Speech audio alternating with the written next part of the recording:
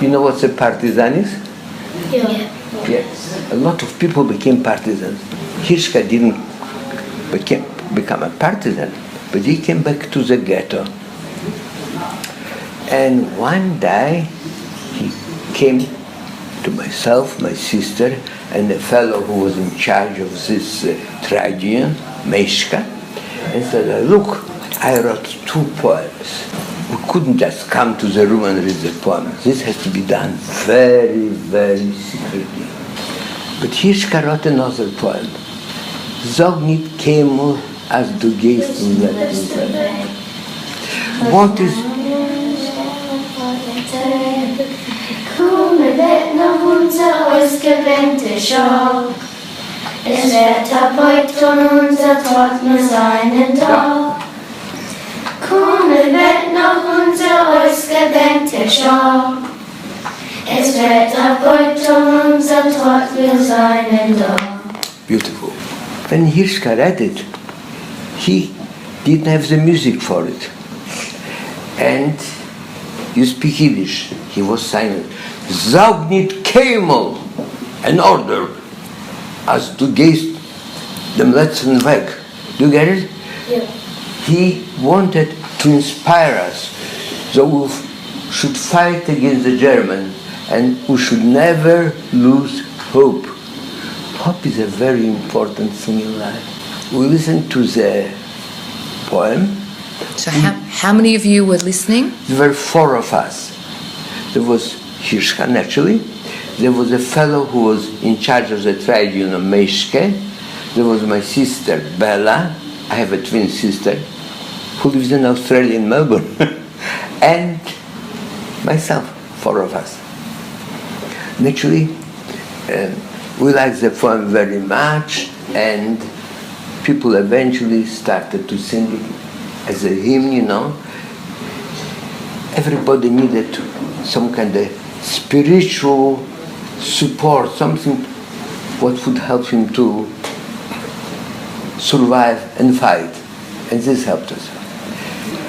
He left a legacy. He left something to remember him for. And what is it? The song.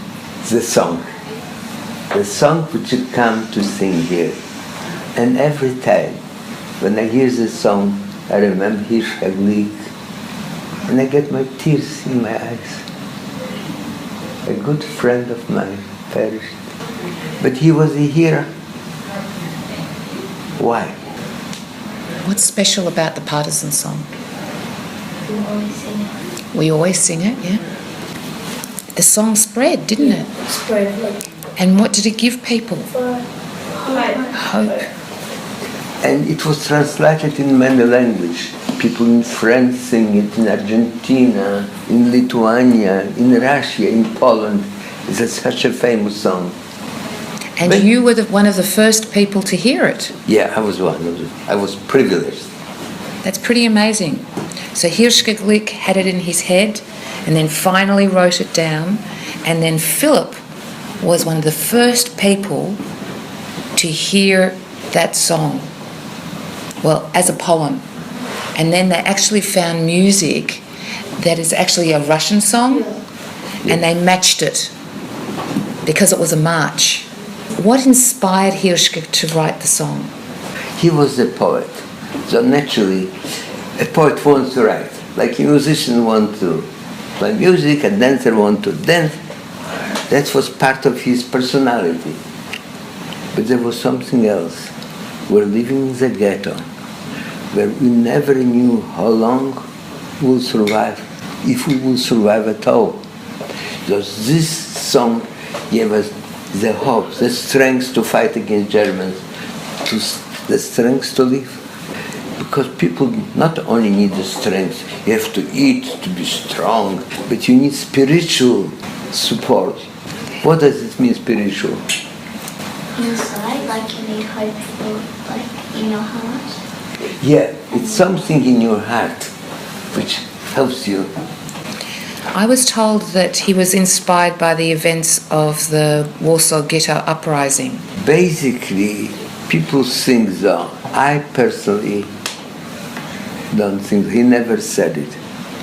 He was rather inspired by the deeds of this girl.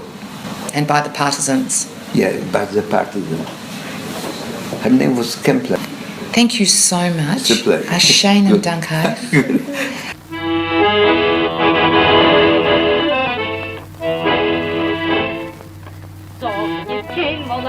Jedem letzten Weg, wenn Himmeln bleiene verstellen Leute, kommen wird noch unser ausgebänkte Schau, Wetter beugt und unser Trotz wir seinen da.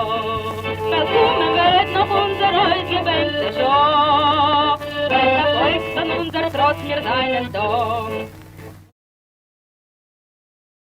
Warszawy. Den Himmeln bleien verstellen bläue Tage, weil kommen wird noch unser ausgebänkte Schau. Uns wird beugt und unser Trott mir seinen da. Nos hat der Volk zwischen Fallen die gewinnt, das Lied gesungen mit ner Gannes in die Hand. Nos hat der Volk zwischen Fallen die gewinnt, das Lied gesungen mit ner Gannes in die Hand.